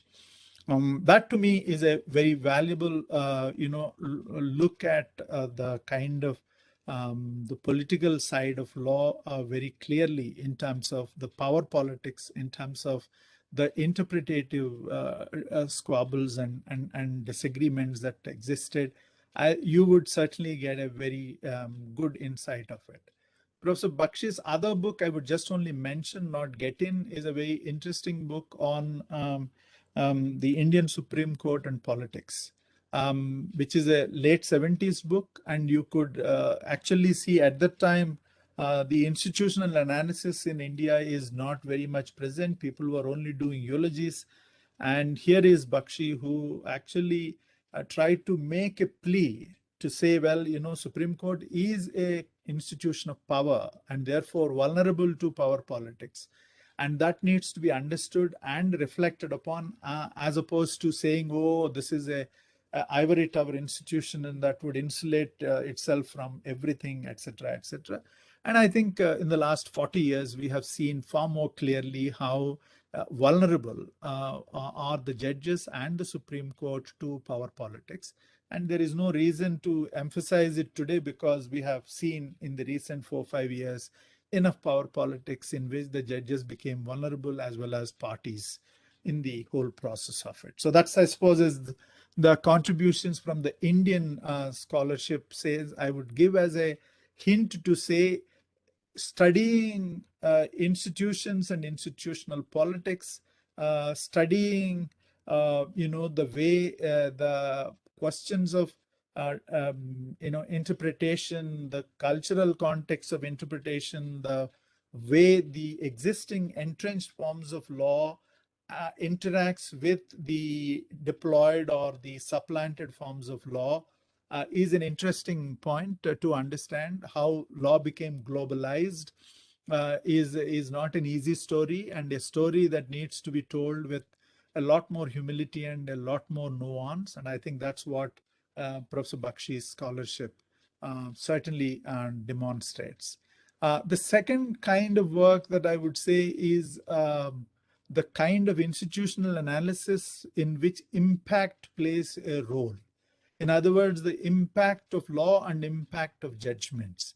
We haven't done actually in India real impact studies of judicial institutions and judicial decisions. I mean, as I said, do we have any impact study of Justice Verma Committee report and the reforms that were incorporated after that reform?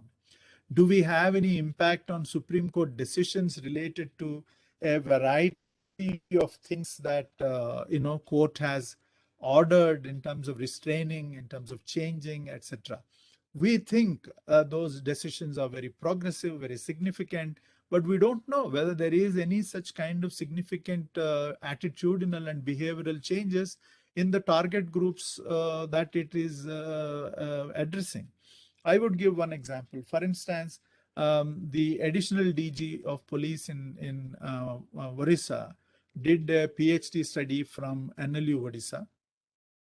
Mr. Satyajit Mohanty, or Dr. Satyajit Mohanty now. His study is on the kind of criminal law reform that happened on police powers related to petty arrest of petty offenses. And then, of course, Supreme Court reiterated and affirmed that reform and so on. He tried to look at, between 2009 or 10, when the Supreme Court reaffirmed, and about 2015-16, the time that he was doing the actual final field work for the study, in about 8 years' time, whether there is any change in the police behavior towards the behavior of arresting the petty, arresting people for petty offenses.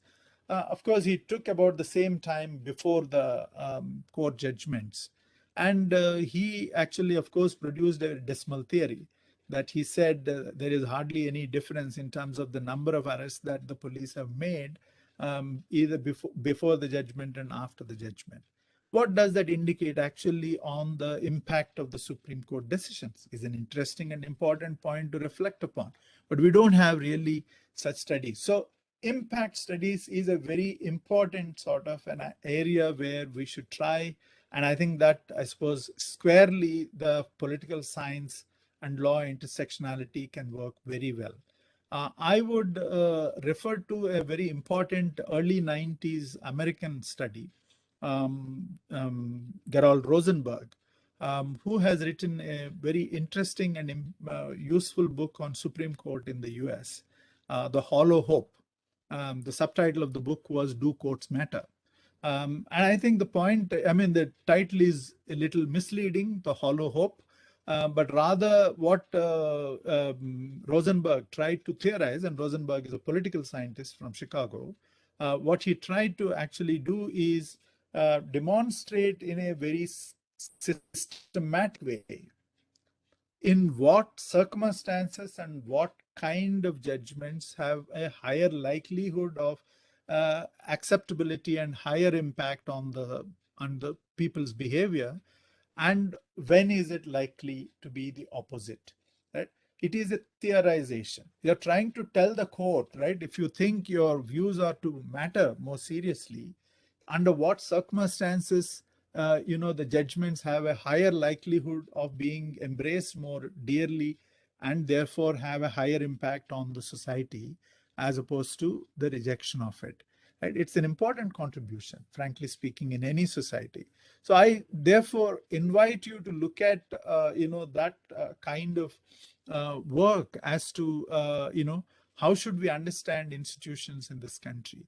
I mean, I think especially the Supreme Courts, but Professor Bakshi has written, the only one who has written many, many volumes on the Supreme Court. But, they are dated in a sense, but there is much to write in recent times. There is only the new law scholarship is either writing eulogies of the Constitution, my own friends, the young friends from NLS, etc., who are producing the original moment or, People's Constitution, etc., or my colleague Arun, who has written on a more lawn politics intersectionality of Constitution in the Indian context, right? So if you read his Constitution of India introduction, you would see the book is not like any other constitutional law text. It is more like a lawn politics of the Constitution.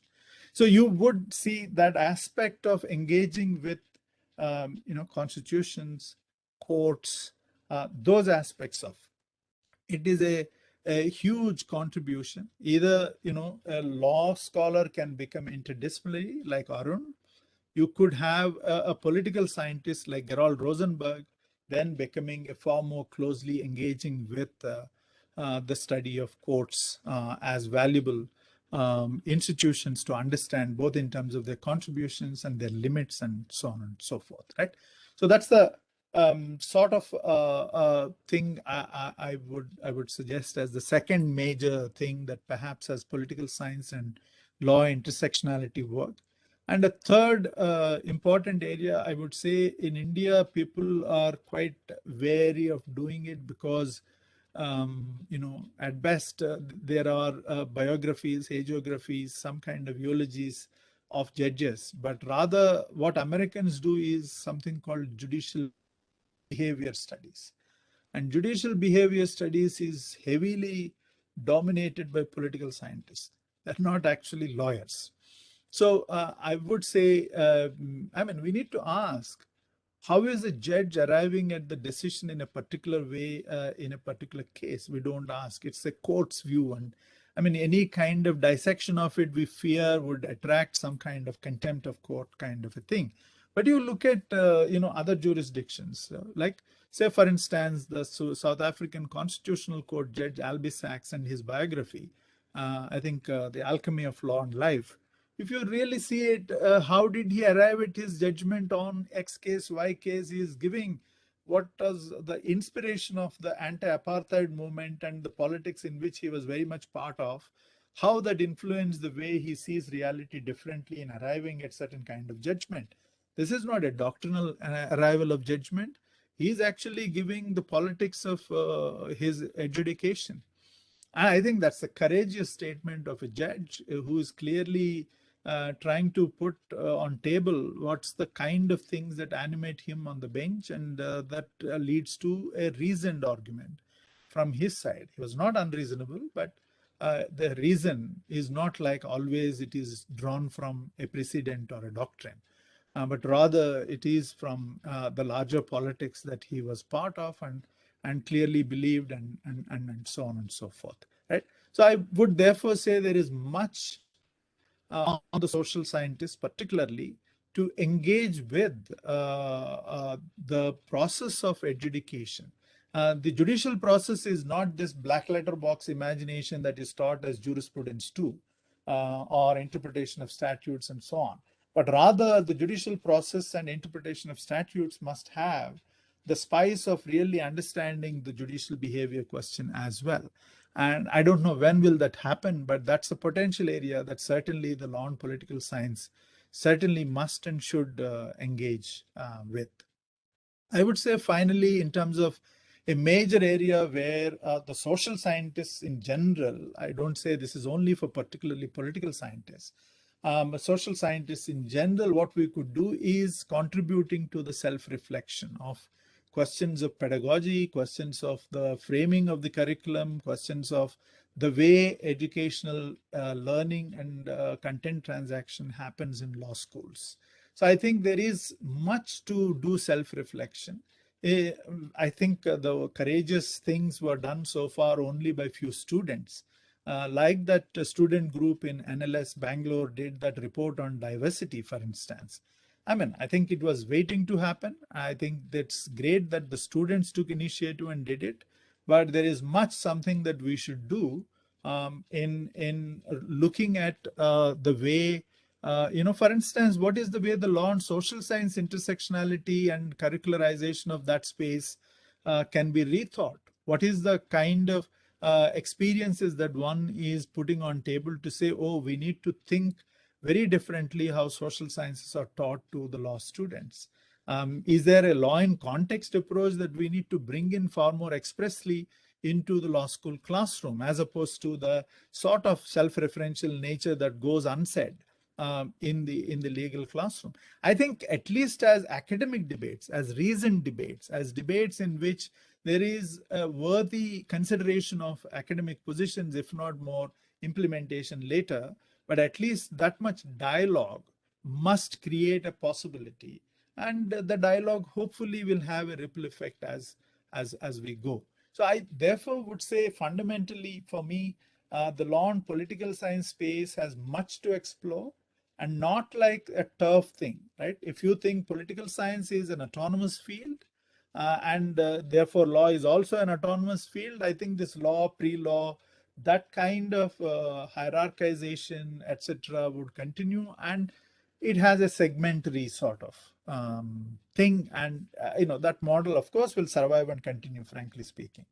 If one wants to make an alternative sort of a thing, like I suppose the strongest sort of things I would say is Ambedkar University, University Delhi, where the university, quite like Ajim Premji University, is an interdisciplinary university in which the department is law, politics, and citizenship. It's true that right now they only offer a BA and MA, but there is no reason why they might not an LLB tomorrow, right? So that's, I suppose, something I would say in terms of examples of sites on which the interdisciplinarity question is far more seriously taken. I would say Ambedkar University, Delhi. More recently, I see Jindal has embraced on it, which is BA Legal Studies, BA Human Rights, BA something. But the Jindal's aspirations are very different from Ambedkar. Jindal is not so much interdisciplinary ambitions, but rather a global top 50 university ambition. And I think I don't want to either have a judgmental or a moral position on it, but for whatever reason, obviously there is a push towards working towards the interdisciplinary side of law.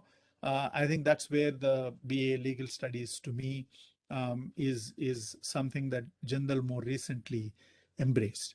It's a process in Ajim Premji University. We are right now working with an interdisciplinary LLM, but we are moving towards probably a social justice lawyering LLM as we go.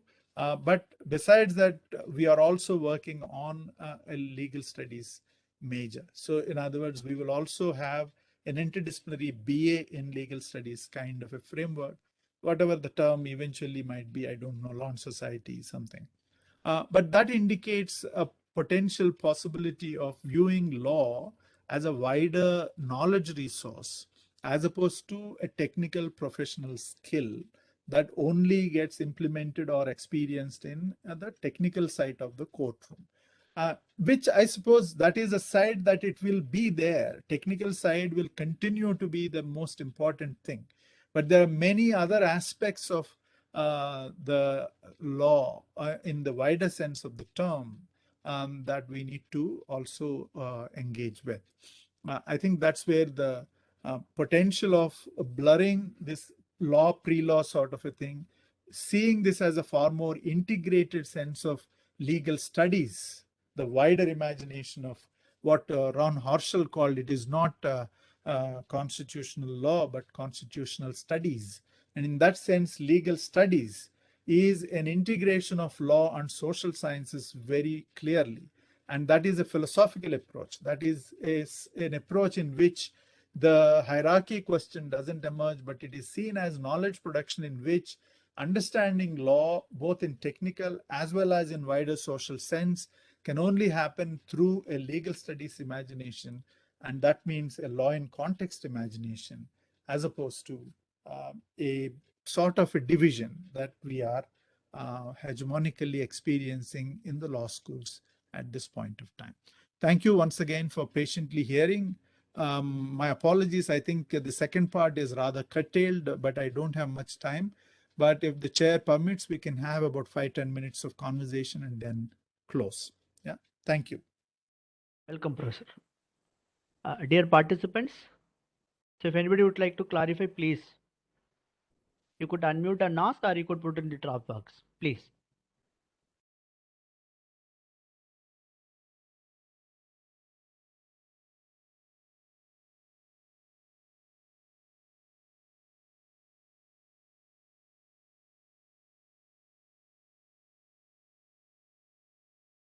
Dear participants, any more clarification on second part, what Professor was there?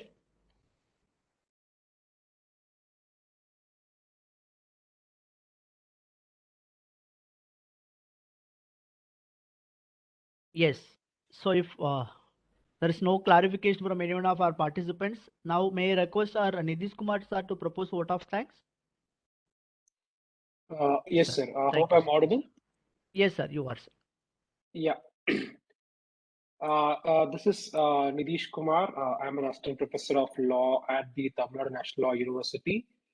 And I would like to thank Professor Sitharamam for two things. One, for conducting the session in an open manner.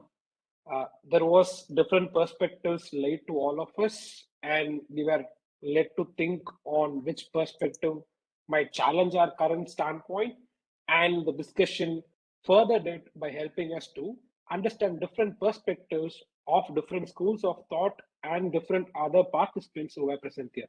Thank you so much, sir, for that way in which the session was carried out. It helped a lot of us. Second thing was your approach to provide us different examples, actual examples that happen in different parts, and how do they approach interdisciplinary teaching, and also different kinds of authors and their approach towards interdisciplinarity. Combining both the perspectives, it is a right mix for a crowd which is stepping into interdisciplinary approach towards teaching. Thank you so much, sir. It was a very thought-provoking session, and I could not thank you enough for that. Thank you so much. Thank I you would so also, much. yeah, thank you, sir. I would also like to thank all the committee members of this program for conducting the session in the right manner. Thank you all. And I also like to thank all the participants and more importantly, the IT members for helping us with the technical side of it. Thank you all. Thank you indeed. So Thank you, I can Professor. log Thank you. out now? Yes, Professor. Yeah, thank you. Thank you, Professor. Thank you, sir. Thank you. Thank you, sir. Thank you. Thank you, sir. Thank you, Professor. Thank you, Professor. Thank you all, my dear participants. Next session will sharply start at 2 o'clock. So on behalf of the Faculty Improvement Committee, I am requesting all the members to join the session at 1:45 p.m. sharply. Thank you all. Thank you, sir. Thank you, sir. Thank you, sir. Thank you, Nirmal sir. Thank you. Thank you, participants. Nirmal sir? Yes, sir. Sir, please contact our IT section and ask them to stop recording Yes, and sir. start Yes, this sir. session, sir. Who is the host, sir, now? Sir, I am the host, sir. Oh, Dr. Felix Sir, sir. can you end this, sir? Yes, sir. Yes, Is sir. it possible Yes, to- sir. We could, sir. We could end this session, sir. Yes, sir. Thank you, sir. Thank you, Thank sir. you, sir. Please stop the recording and end this session, sir. Okay, sir. Yes, sir. Yes, sir. Yes, sir.